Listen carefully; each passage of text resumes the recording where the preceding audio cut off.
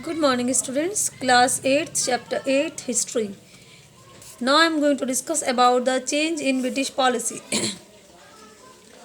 हम जो chapter discuss कर रहे हैं वो है हमारा education and British rule. The first step towards the educational development of India was taken by the British ruler after the Charter Act of 1838. Hindustan के एजुकेशनल डेवलपमेंट की तरफ हिंदुस्तानियों के एजुकेशनल डेवलपमेंट की तरफ जो पहला कदम था वो किसने उठाया? ब्रिटिश रूलर ने उठाया था. कब? जो एक एक्ट बना था चार्टर एक्ट के नाम से जिसको जानते हैं, और ये एक्ट बना था 1813 में.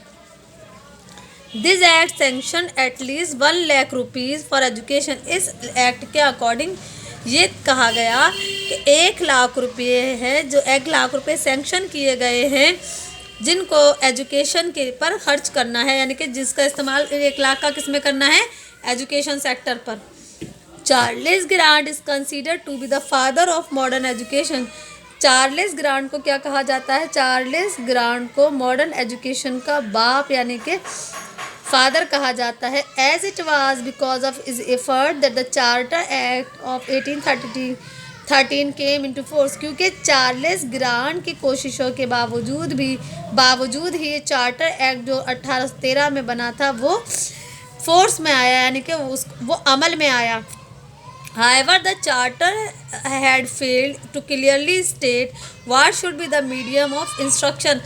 हालांकि चार्टर कुछ जगह पर फेल हो गई. जो एक्ट था वो कुछ जगह पर फेल हो गया क्योंकि इस एक्ट में इस बात को क्लियरली मेंशन नहीं किया गया था कि जो एजुकेशन है वो किस लैंग्वेज में दी जाएगी, यानी कि मीडियम ऑफ एजुकेशन क्या होगा, हिंदी होगा या किसी भारतीय लैंग्वेज में या इंडियन लैंग्वेज में एजुकेशन प्रोवाइड करवाएगी. तो ये चीज़ें इसमें क्लियर नहीं थी, इसलिए ये एक्ट फेल हो गया. It was also ambiguous about the means of expanding English education in India और whether education should be given to all और सिलेक्टेड. इसके अलावा इसमें यह भी क्लियर नहीं था कि जो इस बात को लेकर भी डाउटफुल थे कि एजुकेशन जो फैलाई जाएगी इंडिया में दी जाएगी वो इंग्लिश एजुकेशन होगी या कितने लोगों का एजुकेशन दी जाएगी, कुछ सिलेक्टेड लोगों का एजुकेशन दी जाएगी या तमाम लोगों का एजुकेशन दी जाएगी. तो ये बातें इस एक्ट में क्लियर नहीं थी, इसकी वजह से ये जो एक्ट था वो फेल हो गया. नेक्स्ट टॉपिक है हमारा orientalist and anglicist debate. There are emerge two groups that orientalist and anglicist in the field of education. देखो एजुकेशन के एरिया में 2 ग्रुप उभर कर सामने है. एक को हम जानते हैं ओरिएंटलिस्ट के नाम से, दूसरे को कहते हैं एंजेलिसिस्ट ग्रुप के नाम से.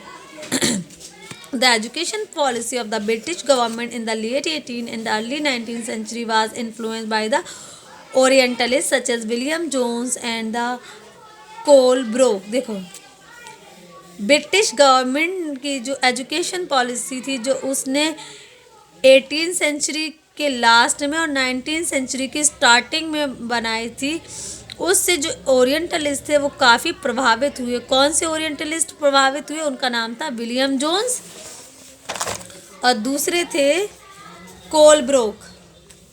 दे got the Sanskrit Persian text translated into English to understand the Indian culture. इन लोगों ने क्या किया, जो संस्कृत और पर्शियन ज़बान में लिखी हुई किताबें थीं, जो भी टेक्स्ट रिटन मटेरियल था, उसको इंग्लिश ज़बान में ट्रांसलेट किया ताकि इंडियन कल्चर को समझा जा सके. क्योंकि अंग्रेज़ों के सामने एक बहुत बड़ी चैलेंज ये था कि वो हमारे कल्चर को समझ नहीं पा रहे थे, क्योंकि हमारे यहाँ पे जो भी टेक्स्ट मटेरियल था वो क्लासिकल लैंग्वेज में मौजूद था. इसलिए उन्होंने ख़ुद भी इंडियन लैंग्वेजेस को सीखा ताकि वो हमारे टेक्स्ट को पढ़कर समझ सकें, हमारे कल्चर हमारे ट्रेडिशन को जान सकें. From around 12 many British, James Miller and Macaulay being the prominent ones, become ardent critic of the Orientalist. From around 12 मैंने ब्रिटिश, लगभग 12 ब्रिटिश ऐसे थे, उनसे ज़्यादा, जैसे कि जेम्स है, मिलर है, मैकोली हैं, ये काफ़ी प्रोमिनेंट लोग थे जिन्होंने ओरिएंटलिस्ट को क्रिटिसाइज़ किया, ओरिएंटलिस्ट की आलोचना की. क्योंकि they believe that the education imparted through Sanskrit Persian text were unscientific. क्योंकि इनका ये मानना था, इनका ये यकीन था कि जो ज़बान, जो एजुकेशन संस्कृत या पर्शियन लैंग्वेज में दी जाएगी वो अनसाइंटिफिक होगी, वो साइंटिफिक नहीं हो सकती. क्या मानना था इनका? इनका ये मानना था कि जो एजुकेशन संस्कृत के ज़रिए या पर्शियन के ज़रिए दी जाएगी, पर्शियन टेक्स्ट में दी जाएगी, वो कैसी होगी, unscientific. The orientalist wanted to promote Indian education through the medium of classical language. और जो ओरिएंटलिस्ट थे वो ये चाहते थे कि जो मीडियम ऑफ एजुकेशन है इंडियन एजुकेशन को प्रमोट करने के लिए उनका ये मानना था कि medium of education classical language होना चाहिए, चाहे संस्कृत हो, चाहे अरबिक हो या फिर पर्शियन हो। The anglicist on the other hand, जबकि जो एंजेलिसिस्ट थे उनका ये मानना था, वो किसको प्रमोट करते थे, वो वेस्टर्न लर्निंग को, वो चाहते थे कि जो वेस्टर्न एजुकेशन है, जो वेस्टर्न लर्निंग है उसका प्रमोशन, यानी कि अगर इंडियंस को एजुकेशन प्रोवाइड करवानी है तो वेस्टर्न लैंग्वेज यानी कि इंग्लिश में उन्हें एजुकेशन देनी चाहिए। और मीडियम ऑफ लैंग्वेज जो है ना वो इंग्लिश होनी चाहिए। Medium of language English language, तो मीडियम ऑफ लैंग्वेज कौन सी जबान होनी चाहिए, English language. Enlightened Indians such as Raja Ram Mohan Roy, जो हमारे हिंदुस्तानी थे, महान हिंदुस्तानी जैसे कि राजा राम मोहन राय हैं, also exerted pressure on the government, उन्होंने गवर्नमेंट पर एक दबाव, प्रेशर बनाया। क्या प्रेशर बनवाया, to promote modern secular western education, कि गवर्नमेंट लोगों को मॉडर्न सेक्युलर और वेस्टर्न एजुकेशन प्रोवाइड करे। जो गवर्नमेंट अगर एजुकेशन प्रमोट करना चाहती है तो मॉडर्न एजुकेशन होनी चाहिए, सेक्युलर होनी चाहिए और western education. Since they thought that the western education was remedy for the social economic and political ills of the country, क्योंकि राजा राम मोहन राय का ये मानना था कि वेस्टर्न एजुकेशन जो है ना वो एक तरह से एक रेमेडी, एक दवाई का काम करेगी। हमारे समाज में जो भी सोशल इकोनॉमिक और पॉलिटिकल बीमारियाँ फैली हुई हैं, हमारे देश के अंदर जो भी पॉलिटिकल बीमारियां हैं, इकोनॉमिक और सोशल जो भी बुराइयां फैली हुई हैं, उसके लिए वेस्टर्न एजुकेशन एक तरह से एक रेमेडी, दवाई का काम करेगी। इसलिए राजा राम मोहन राय इस चीज़ की फेवर में थे कि मीडियम ऑफ एजुकेशन इंग्लिश होना चाहिए। नेक्स्ट टॉपिक है हमारा मैकॉले सिस्टम ऑफ एजुकेशन।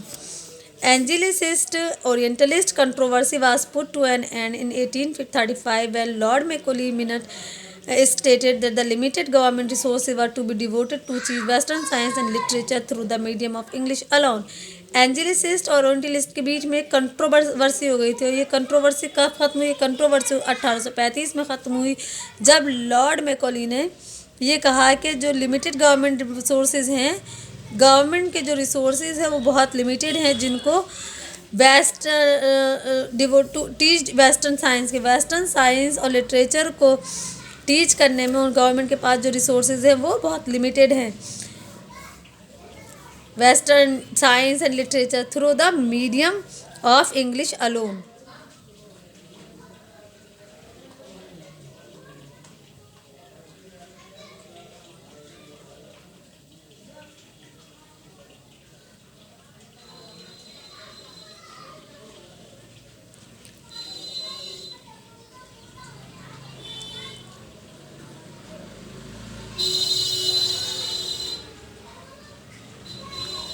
तो क्या कहा कि गवर्नमेंट के पास जो भी सोर्सेज हैं, जो भी रिसोर्सेज हैं वो बहुत लिमिटेड रिसोर्सेज हैं, और अगर गवर्नमेंट एजुकेशन देगी तो वो सिर्फ और सिर्फ इंग्लिश मीडियम में ही प्रोवाइड करेगी।